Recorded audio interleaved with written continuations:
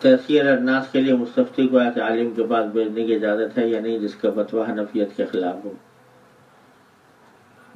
بھائی یہ بھی ایک مجمل بات ہے، اور صرف اس لیے کہ وہ تحصیل پیدا کرنے کے لیے کہیں بھیج دیں کسی کے پاس، یہ کوئی اصول نہیں ہے شریعت کا۔ اور یہ پوچھا ہے کہ معلوم من الدین بالضرورہ ہونے کی کیا حدود ہے، کیا یہ متفق علیہ ہے یا اس میں بھی اختلاف ہے؟ معلوم جس میں اختلاف ہو گیا وہ ضروریات دین میں سے رہی ہی نہیں۔ ضروریات دین میں سے تو وہ چیز ہے جو ہر عامی جانتا ہو کہ دین کا لازمی حصہ ہے، وہ ہے ضروریات دین۔ باقی بعض لوگ سمجھتے ہیں کہ جو چیز بھی متواتر ہو وہ اس کا انکار کفر ہوتا ہے۔ یہ بات اس طرح اطلاق کے ساتھ درست نہیں ہے۔ متواتر ہو اور معلوم من الدین بالضرورہ ہو، جس کے معنی یہ ہے کہ ہر عامی و جاہل اس کو دین کا لازمی حصہ سمجھتا ہے۔ حضرت شاہ صاحب کی بڑی تفصیلی تحقیق ہے اکفار الملحدین میں، اور رضوالی صاحب کا رسالہ ہے ایمان و کفر قرآن کی روشنی میں، اصول تکفیر وغیرہ، اس میں اس کی تفصیل موجود ہے۔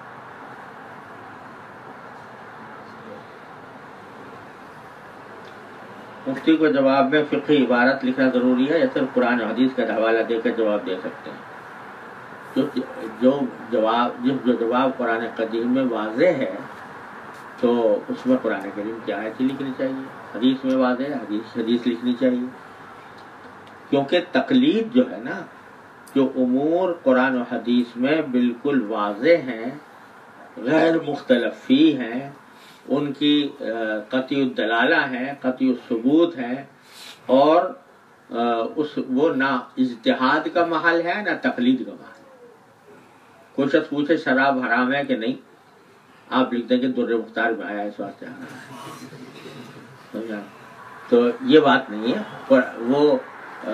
وہ چونکہ بالکل واضح نص ہے اور اس میں کسی اور چیز کا احتمال نہیں ہے، تو اس لیے اس پہ قرآن کریم کی آیت ہی لکھی جائے گی، اور اس میں وہ نہ اجتہاد کا محل ہے نہ تقلید کا محل ہے۔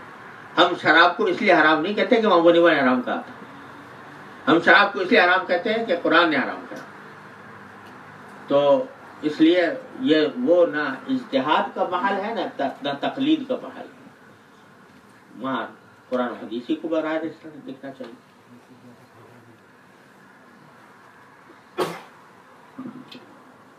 آپ نے جمع بین الصلاتین پڑھنے کی ذاتی بات فرمائی ہے، مختصراً براہ کرم دوبارہ دوہرا دیں تاکہ مجمع کچھ غلط نہ سمجھے۔ اگر دوبارہ بھی غلط سمجھ گیا تو پھر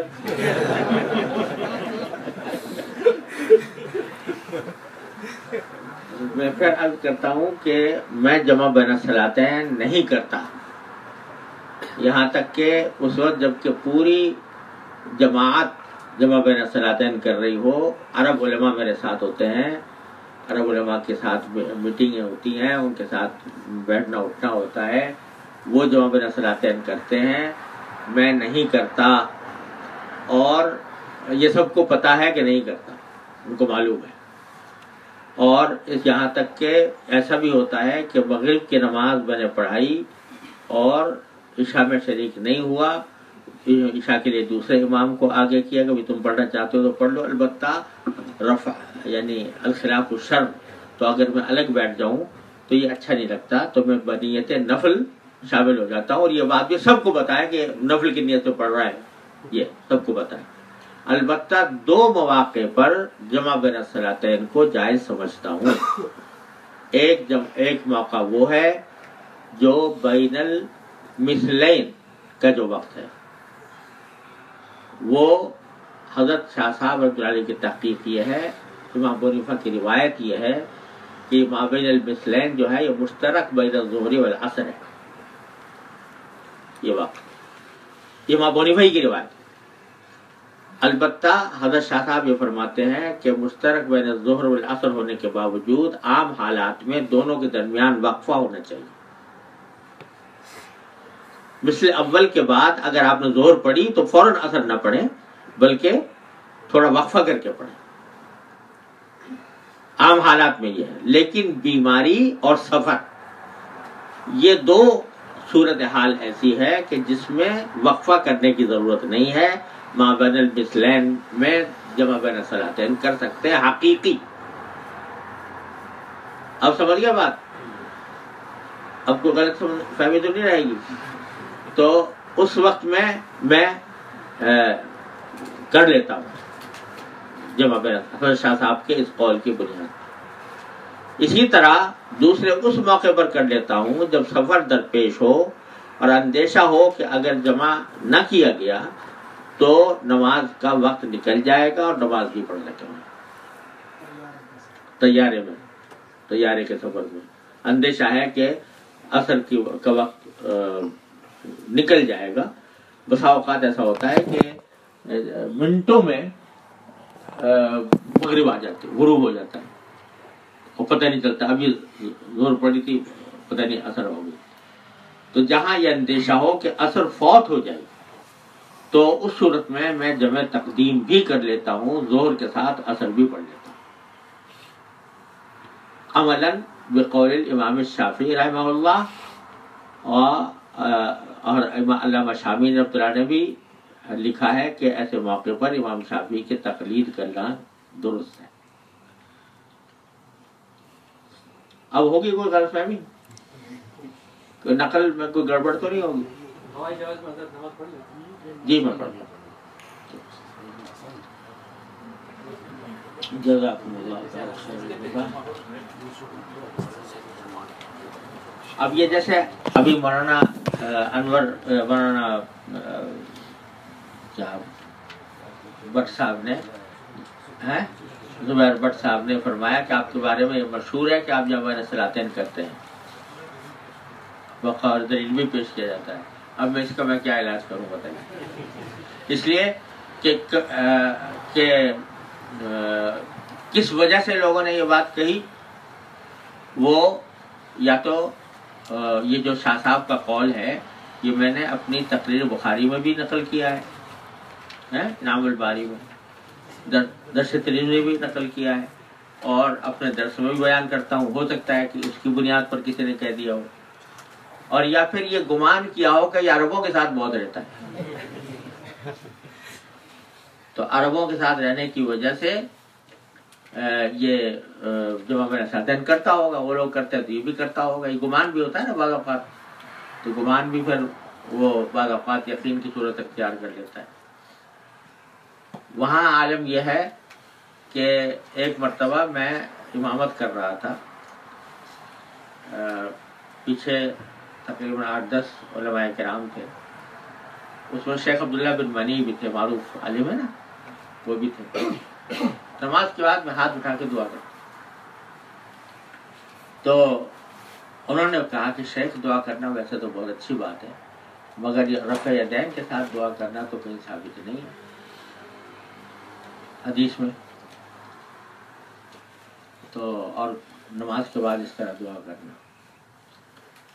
تو میں نے ان سے عرض کیا کہ حضرت ثابت ہے 2 حدیثیں تو میں ابھی آپ کو سنا دیتا ہوں، اس میں نماز کے بعد رفع یدین کے ساتھ دعا کا ذکر ہے. کہنے لگے وہ صحیح الاسناد ہے. میں نے کہا وہ مقبول الاسناد ہے، اسناد کے لحاظ سے درست ہے. کہا کہ مجھے لکھ کے بھیجیے گا، میں نے لکھ کے بھیجوں گا انشاءاللہ. لیکن ایک بات مجھے آپ بتا دیں. کہنے لگے کیا؟ میں نے ختم قرآن کے وقت جو ہاتھ اٹھا کے دعا ہوتی ہے حرم میں، اس کا کہیں ثبوت ہے؟ اتنے لمبی دعا ہاتھ اٹھا کر اور رونا اور رلانا، تو اس کا کہیں ثبوت ہے حدیث میں؟ تو اس پر وہ ایک دم سے کیا بھائی اس کا میرے علم میں نہیں، میں نے نہیں دیکھا. تو ایک مرتبہ بکر ابو زید جو حنفیہ کے بہت ہی اشاعرہ کے بہت خلاف تھے، اللہ تعالیٰ مغفرت کرے ان کی، تو وہ بہت زیادہ انہوں نے کتابیں بھی لکھی ہیں. ان سے میں نے یہ بات کی. وہ چونکہ وہاں پر کافی مؤثر آدمی تھے، تو جس سال میں نے ان سے یہ بات کہی، میں نے کہا مجھے پوچھنا چاہ رہا ہوں کہ یہ ختم قرآن کے اوپر جو دعا ہوتی ہے، یعنی آپ وطر میں قنوت میں کریں تو آپ کا مذہب ہے قنوت کے اندر دعا کرنا، ہمیں اس پر کوئی اشکال نہیں، بہرحال اس کی کچھ دلیل بھی موجود ہے کسی درجے میں، اگرچہ وہ دلیل صحیح نہیں لیکن ہے موجود۔ لیکن ختم قرآن پر قل اعوذ برب الناس پڑھنے کے بعد رکوع میں جانے سے پہلے اتنی لمبی دعا، اور وہ بھی ہاتھ اٹھا کر، اور اس میں رو، خود بھی روئیں دوسروں کو بھی رلائیں، اس کا کہیں ثبوت ہے کسی حدیث میں؟ کہنے کہ شیخ بات تو صحیح ہے، اس کا تو کوئی ثبوت ہے نہیں۔ میں نے کہا پھر جب ثبوت نہیں ہے تو کیوں اس پر اتنا، اس کے اوپر تعامل کتنا کیا جائے؟ اس سال رمضان میں انہوں نے دعا جو ہے وطر میں کرائی، اس سال میں خود رمضان میں حاضر تھا، میں نہیں معاف کیجیے گا، اس وطر میں حاضر نہیں تھا، لیکن حرم مکہ میں انہوں نے کہا ہوگا شاید، تو دعا جو کرائی وہ وطر کے قنوت میں کرائی، ویسے نہیں کرائی۔ تو لیکن بعد میں پھر سے وہ سلسلہ شروع ہو گیا۔ تو الحمدللہ جب ان حضرات سے ملاقات ہوتی ہے، بات ہوتی ہے، اور معقولیت کے ساتھ بات کی جاتی ہے تو سنتے بھی ہیں، اور سن کر بعض اوقات اس کا فائدہ بھی ہوتا ہے۔ الحمدللہ اس سارے عرصے میں کبھی بھی میں چونکہ بہت سلفی حضرات سے واسطہ رہتا ہے، لیکن وہ سب جو ہیں کسی سے میں اپنے مسلک سے نہیں ہٹتا ہوں، نہ مسلک سے اپنے اکابر کے مسلک سے کوئی وہ مداہنت کرتا ہوں۔ الحمدللہ سب کو پتہ ہے کہ یہ یوں کرتا ہے،